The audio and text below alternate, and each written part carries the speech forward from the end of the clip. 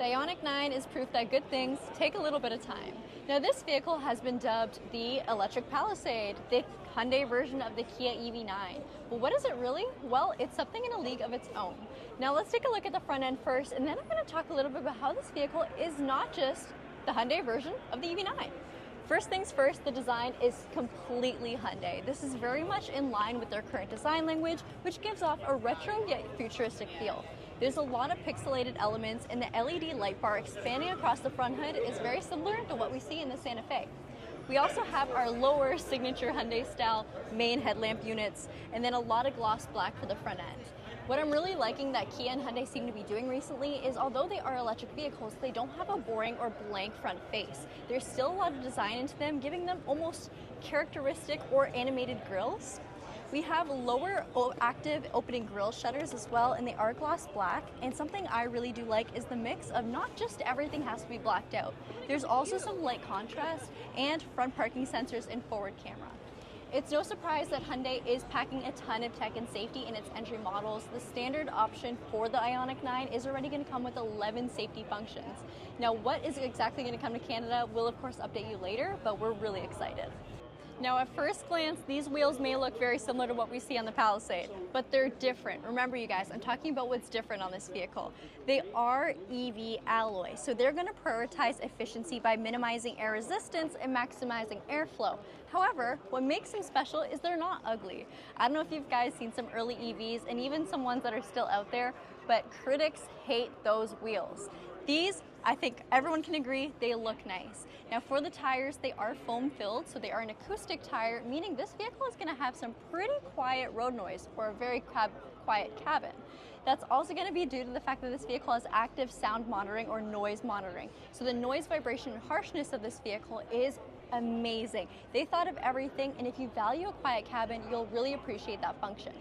Another thing I want to point out is this vehicle actually has a much longer wheelbase than the Palisade. So again, it's not an electric Palisade, it's the Ioniq 9. It's 9 inches longer, it's also a taller vehicle, and it's different from the Kia counterpart in the fact that it has a larger battery pack. So a 110.3 kilowatt hour lithium ion polymer battery is still going to give you some very quick charging thanks to its 400-800 volt system, and the fact that it can go from 10 to 80% in 24 minutes. But it can also take you a little bit longer thanks to its enhanced range due to its larger battery capacity. Now, style-wise, I mean, the Ioniq 9 is going to be largely subjective. It's definitely very different than what we're used to in the three-row electric world, especially comparing it to Kia's more traditional approach, but I personally love it. The pixelated headlamps up front and the wide, bold rear, I mean, it screams Santa Fe, but it's also in a class of its own. I want to hear what you guys have to say, and when you check out the interior, you'll be amazed at how much luxury is in this vehicle considering its minimalistic approach on the outside. Hey everyone, it's Charlotte, and Gabby talked a pretty good game as she was walking around the exterior of this vehicle. And although the design might be something that's a little bit polarizing, something I think a lot of people are going to love has to do with the interior. And how do you get into the vehicle? You're going to have these flush door handles that do pop out when the vehicle is unlocked, and you're going to have the optional digital key too. One of my favorite features for a hands-free experience. Now let's get a good pan of the cabin and you can see just how much space this vehicle really offers, and also a look at the two-tone interior, which I think looks absolutely stunning, especially with something in this paint color. And I really hope that this is something that we get to see in Canada. I'm going to try to pop into the driver's seat, that way we can talk a little bit about some of the tech and safety elements that we have in here. Now on the driver's side door, you're going to see that we have a lot of different controls, and we're going with a little bit more of a circular theme as opposed to the pixels that we see on the outside. So we have our ergo motion seat, memory seats available, and then from here you can also see our auto folding mirrors and our windows.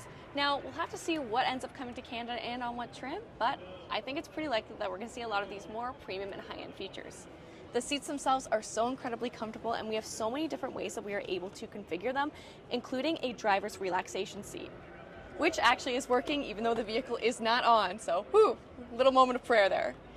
From the seat, you can also tell that we'll be able to adjust the amount of bolster that these seats give us, meaning it's going to be incredibly comfortable for long drives, but also when you're taking some time to charge. Now that we're seated inside, let's talk about some of the tech features that we can be expecting, and also what it's going to look like in terms of design, because there are some big changes. When it comes to the steering wheel, it's our regular steering wheel. I know, big changes. The center, we're going to have the H in Morse code, even split between driving and media controls, and it also looks like we will be seeing forward attention warning on some of the vehicles. Standard, we're going to have dual 12.3-inch screens, so that's also going to include a wireless Apple CarPlay and Android Auto, which I know a lot of people are going to be so excited about, myself included. I literally cannot live without Kia and Hyundai's new software. I will say it is not on right now because we are here at the LA Auto Show, but I really love that this is the interior that we have. If you take a look in the center, look, we're going to have a mix of real buttons and dials, and I think that they're very much appropriately placed when it comes to all of your favorite things that you like to have actual feedback when you are adjusting.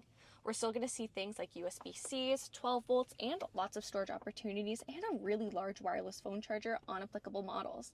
Now, when it comes to the powering of devices, there's actually going to be lots of opportunities to do that, where you can actually go and charge your laptop even from the back seat and even from the third row, which I think is really impressive, especially if you're driving this for long-haul road trips.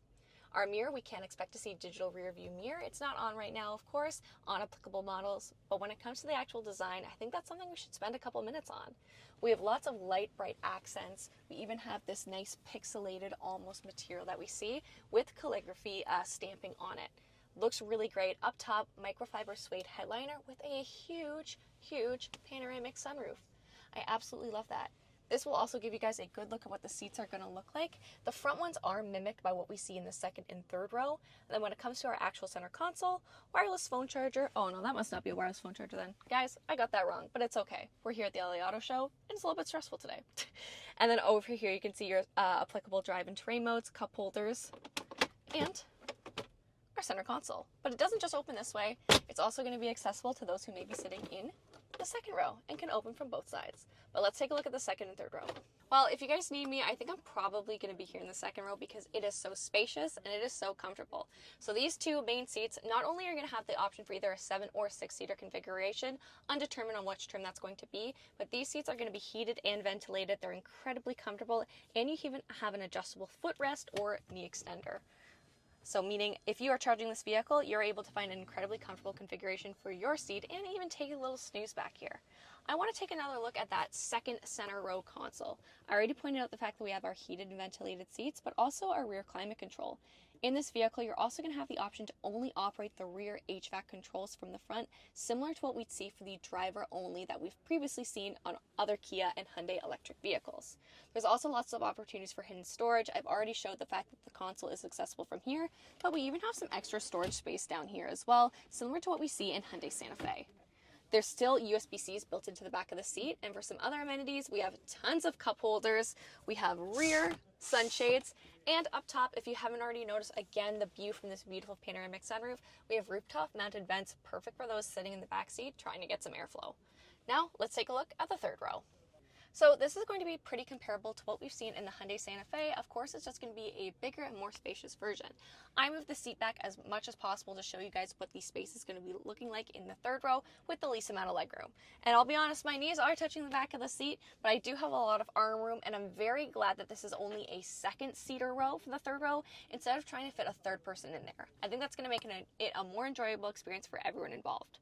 But when it comes to some amenities back here, you can see that we do have lights. We still have third row air vents, which is a huge win because too often they get neglected, and also USB-Cs even in the third row with cup holders and the option to adjust our recline for both of the main seats. So incredibly comfortable third row even after all. I think we should take a look at what the cargo space offers. Now, the cargo space of this 3-row SUV is of course going to be impressive, but what we weren't expecting is all the nice touches when it comes to convenience. So I'm going to have Charlotte come a little bit closer to showcase what's on the right-hand side. We got LED lighting, again, some more light interior, and some physical buttons to automatically lower or raise our second and third row. We also have an interior 12-volt or vehicle-to-load outlet, so you can actually plug in household devices, things like laptops or any sort of more capacitive charger. Underneath the floorboard, you can also expect your vehicle-to-load adapter. What Canada will officially get is still up in the air, but you can probably expect this vehicle to have a tire mobility kit and not a real compact tire. We've got our liftgate close over here, and it is a smart power liftgate with proximity. So if I'd like, I can keep my key on me, walk up to my liftgate, and have it open and close on a dime for me. Now, this vehicle is again pre-production, so not everything is finalized, but if you come a little closer, let's take a look at the emblems.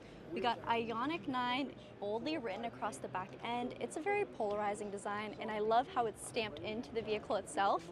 And then if you've watched our recent videos, you may notice I call this our glow-in-the-dark Hyundai emblem in the rear. You know what? It suits this vehicle, especially with this exterior paint. Over here, we also have our backup camera and an additional camera on the right-hand side. What that'll officially do is still kind of up in the air. We can't seem to get official answers.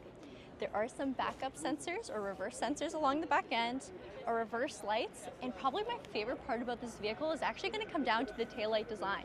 I love the way it expands the entirety of the back end of this vehicle, and if you've been following for a while, you already know I love how Hyundai is doing their pixelated lights. They're super funky, definitely give almost back to the future style feel, and one of my personal favorites. But design is of course subjective.